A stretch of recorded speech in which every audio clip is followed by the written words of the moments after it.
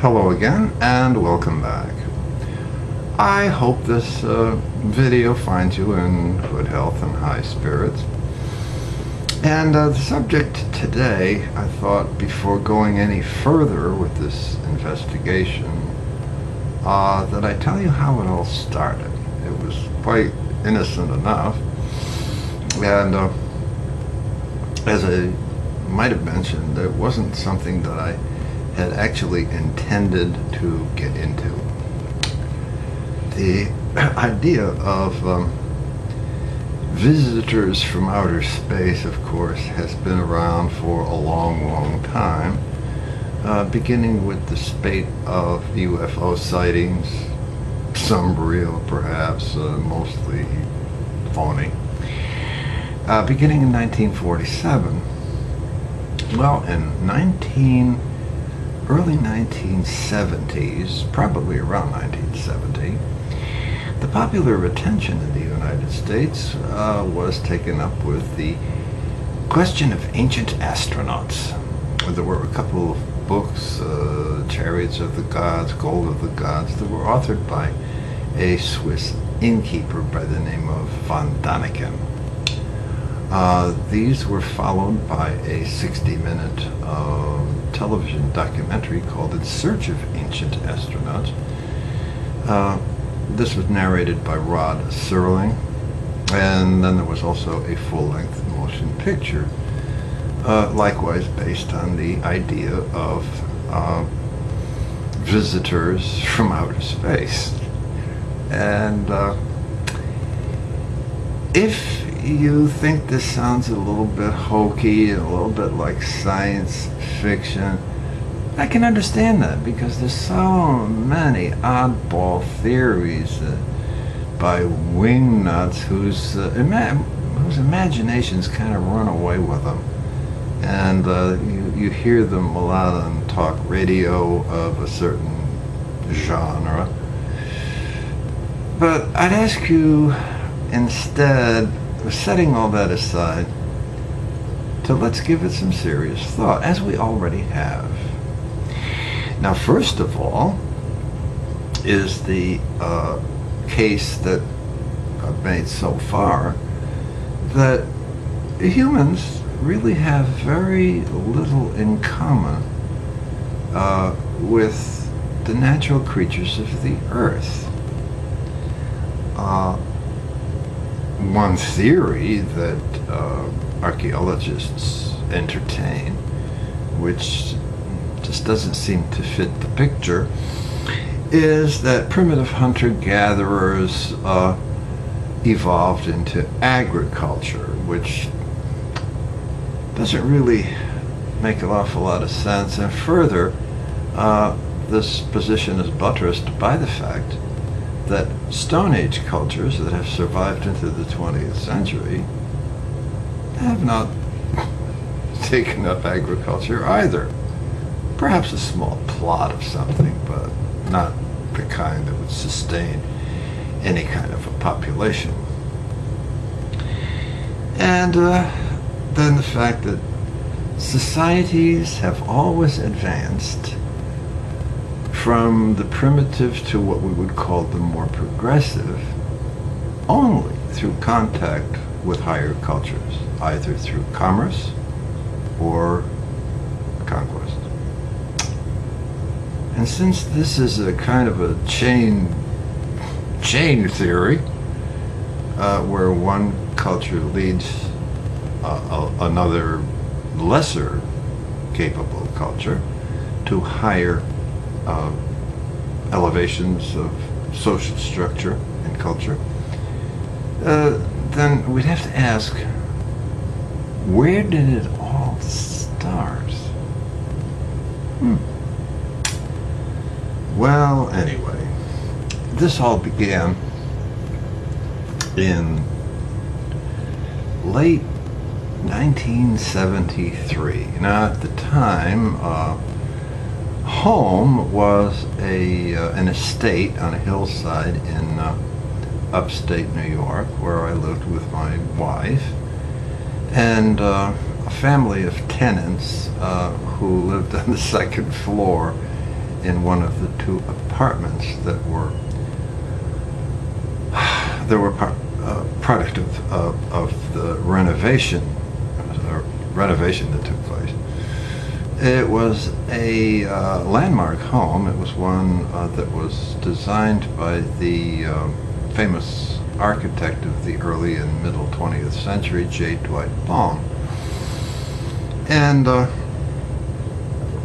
it was a two-story structure, and I had, there was also a garret in the attic over in the west end of the building where my wife and I used to love to spend time. And that's where I had my office, housed in a dormer in the roof in the back of the building. And because of the renovations on the second floor, the fire regulations called for the installation of a fire escape. And it was constructed on the west end of the building, and the top of it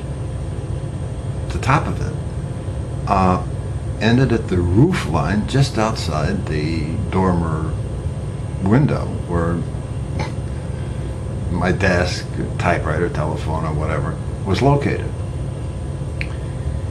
And around the same time, I found a reflecting telescope in the basement. And I thought, wow, that's what I'll do. I'll get out there and do a little stargazing. So, of course, it was November, and it was upstate New York, and so it was mighty, mighty cold out there on that fire escape. But I bundled up real well, and had a pint of bourbon in my pocket. This was in the old days when I was a heavy alcohol consumer. Long time since, though. And well, after scouting around a little bit, got a peek at Mars, and it wasn't that much. But then I focused on Jupiter, the brightest object in the sky. Just beautiful. And here is what I saw through that telescope.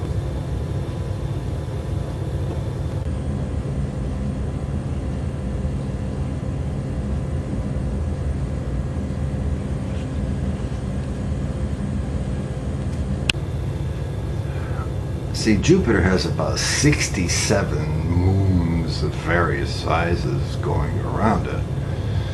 But the four majors, Europa, Ganymede, Io, and Callisto, are visible from the Earth using a small telescope such as the one I had.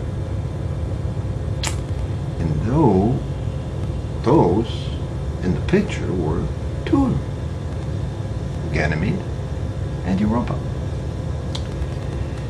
And I thought that was just something really exciting. It's like a little solar system. In fact, it is a solar system because Jupiter is actually a star.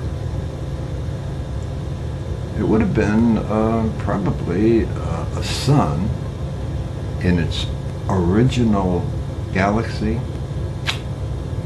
if not for a collision that took place about 5.5 billion years ago.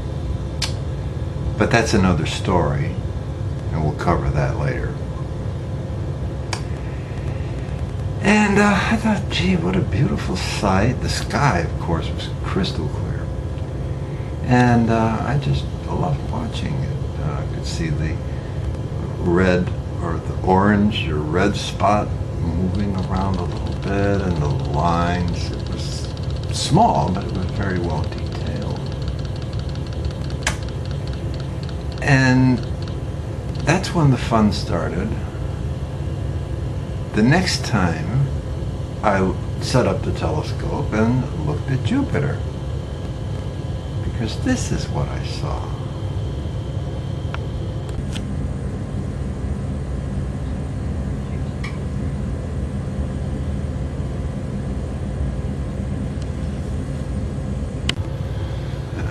And that's the little eel that appeared, and strange as it seems, I, a stone atheist who can't stand organ music, gotta shut it off and turn on something else, and who would rather watch paint dry than read the Bible, saw this, and the passage from Genesis, day one of creation,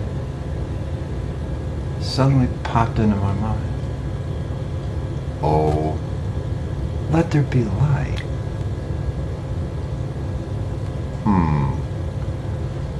Well, I still wasn't quite sure it was getting there, but I have been reading history for at least 65 years, and I pretty much know what's going on and the more interesting highlights of history. And one of these took place in the year 1925. And I would like to introduce you to the main player in that little drama.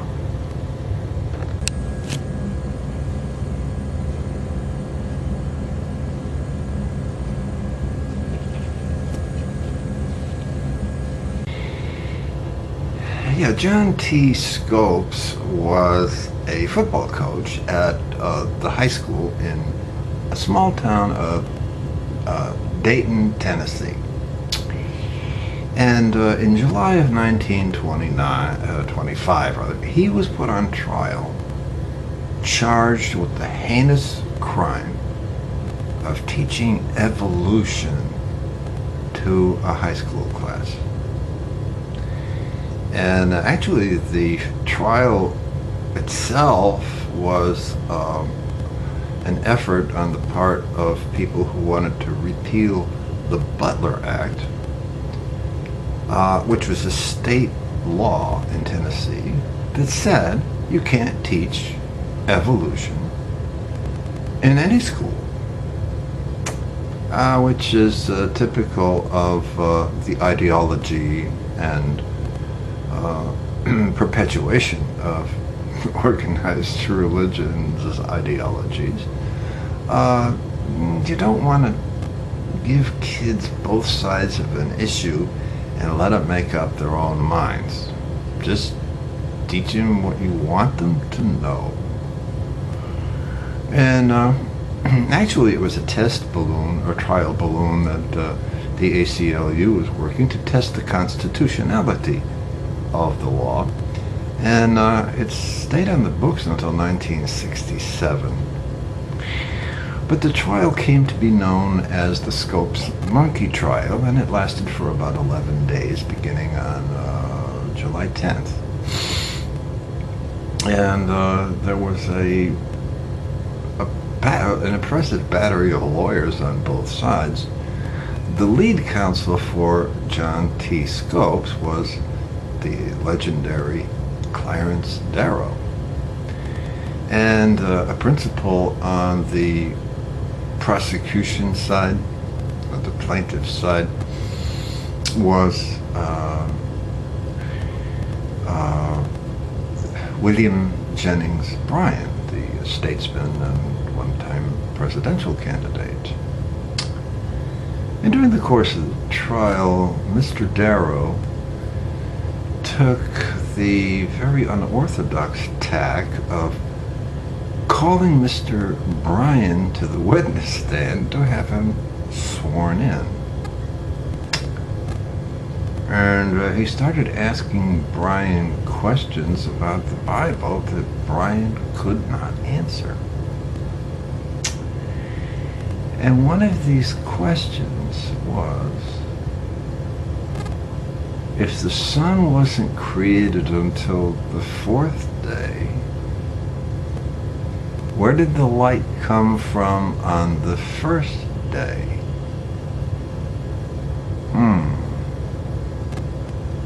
Well, I couldn't deal with that right away, but after a while I got to thinking, oh, let there be light. What could that mean? And I kind of came to a conclusion that I would probably best portray by showing you the next plate.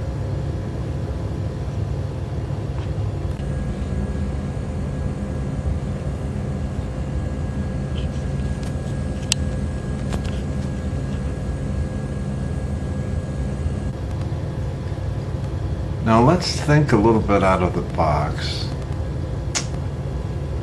and imagine ourselves aboard a celestial ark where we have been traveling through interstellar space for a long, long time. As Revelation tells us, it was 1,000 years. And we come into the vicinity of an interesting star sitting out there by itself. And we have given it a spectral analysis which showed that all the right elements are there to sustain life.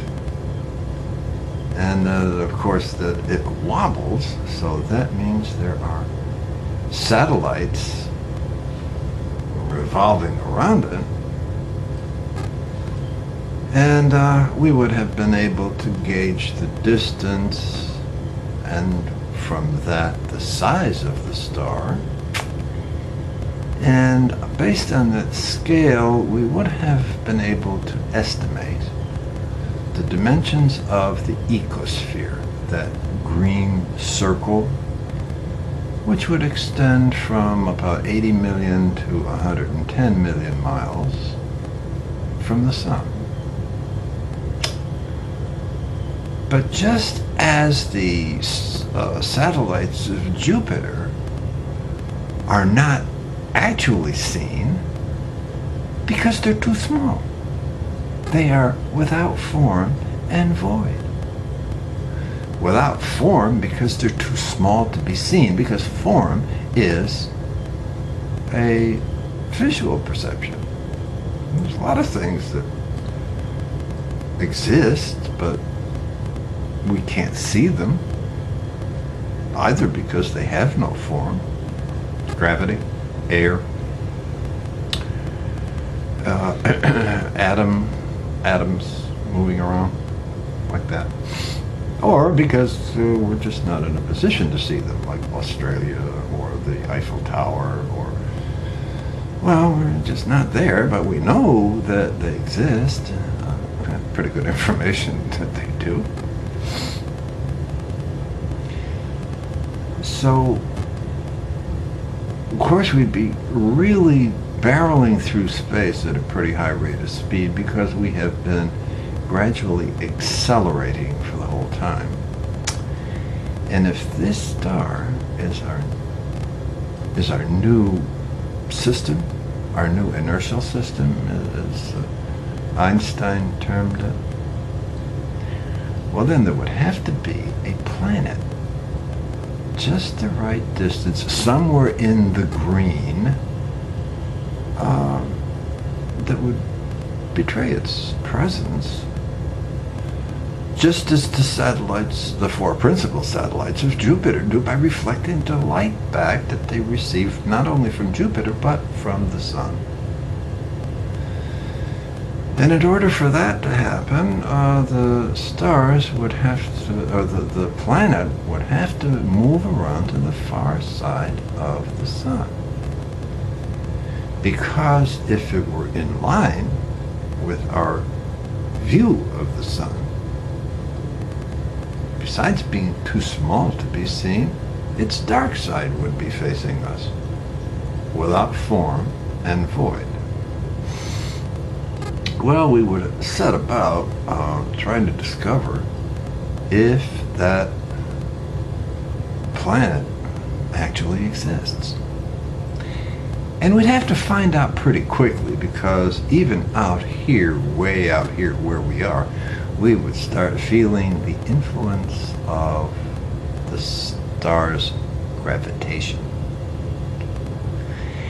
And we'd have a decision, we'd really have to make a decision as to whether we're going to go against that principle or primus motus, primary motion, that swirling motion that drives the planets around the star. Go against it and use it as a braking force as we approach this planet, should it exist. Or, if it's not there, well, then we could just move the other direction and use the sun's gravitation to slingshot us farther out into space. So we wouldn't be wasting any time, and I would imagine that we could probably set up a large screen display in a room where the image from the telescope would be projected onto this display with that green circle, and a group of us would probably sit there, and there would always be a pair of eyes somewhere on that circle looking for that little pinpoint of light that tells us it's there. Wow, it's there. Our planet is there. Wow.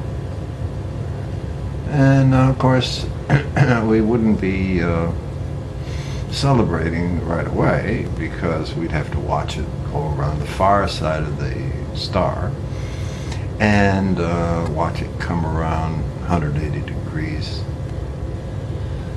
until it gets to the green circle on that side and see what happens. Well, we see it disappear. So it has a regular orbit, and we might be able to interpret the first sighting as the morning and the last sighting as the evening of the first day. Not a fixed period of time, but more in the abstract sense, or the ideal sense. Like things were a lot saner in Grandma's day, and our day will come, and every dog has his day. It's not a fixed time, it's kind of an epical thing. But gee, you know, when we look at the second day of creation, it says, let there be a firmament in the heavens to separate the waters from the waters. What could that mean? I suggest that the reference is to an atmosphere, not dim lights and soft music, not that kind of atmosphere, this kind, breathable atmosphere, because after all, who in the hell would want to settle on a planet where you'd have to be walking around in a pair of air-conditioned long johns with a fishbowl on your head? I don't think so. Uh-oh. Now, if we think of these days of creation as days of discovery, that the first day is the distance we were from the sun when we found the planet and discovered that it had a regular orbit. And the second day epoch would be when we got close enough to detect an atmosphere. And boy, oh boy, it sure looks like on the third day we got close enough to see what, well, I guess was a pretty popular sight now, the Earth as seen from outer space. It's all water and steam. Uh-oh. Well, I wouldn't want to spend the rest of my life in a submarine either, so we'd have to find out if maybe there's some dark stuff like land down there. And, oh, let there be light, let there be an atmosphere, let dry land appear. And of course the only way we can really make dry land appear, that is to our perceptions, is to just send a probe down and get a little bit closer and see what we can see. And yippee, there it was, land. Now the next 3 days are actually on the surface of the world, and we'll get to that later too. But I hold that those first 3 days are epochs. Days of discovery that might have taken as much as 60 years to accomplish. But I think you'll have to agree, it makes a lot more sense than some figment of the collective imagination creating an entire universe with billions and billions of galaxies, each having billions and billions of stars just by saying Shazam. And then, of course, there's the thorny question of what was there before this time?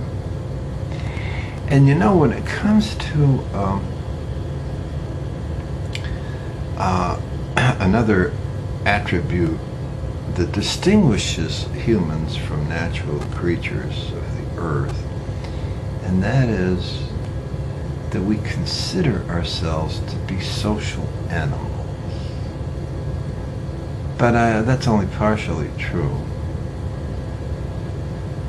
Compared to the natural creatures of the earth, and this takes in all of them, but it's most evident with the higher hominid forms like baboons and orangutans and chimpanzees, apes. Their society, their social gatherings are unobjectified. Well, that means that they just get together because that's their nature to do that. Whereas humans form societies as means to further ends. Like hunter-gatherers found that they could gather more game acting in like a wolf pack rather than just individual or 2 or 3. And there was safety in numbers, of course, and the more people you have on your side, the more you can, or in your society, why the more you can progress, even if you have to form another closed society of gangsters and murderers that we call armies, and we call them armies so that if some other group, another nationality or something like that has stuff that we want, that we can just go take it away from them. It's an unfortunate history. So here is the proposition then, that our fathers, the lords of the world, came down from some other location in the universe, probably the Dog Star Sirius, or the vicinity of it, and mated with a natural creature, Homo robustus, whom they operated on through genetic engineering to raise them to their own physical profile. And the question that crops up all the time is, where did they go? Well, they didn't go anywhere. Throughout countless generations, the two cultures, or the two, I guess I'll call them cultures, kind of melded together. And this is why we are still divided. There are those who respond to the higher, aspiring, virtuous side of existence, and those who still devolve to the animal, violent, corrupt, evil nature that we call old Adam. Still, it's there. So I'd like to leave you with a thought that instead of being considered sinners, like original sin, that you consider the possibility that many of us, if not all, have the potential of becoming lords in our own right, to band together in love, cooperation, and harmony for the furtherance of our species rather than the extermination of it. These are questions that are really coming to the foreground. The end times are not here unless we bring them here.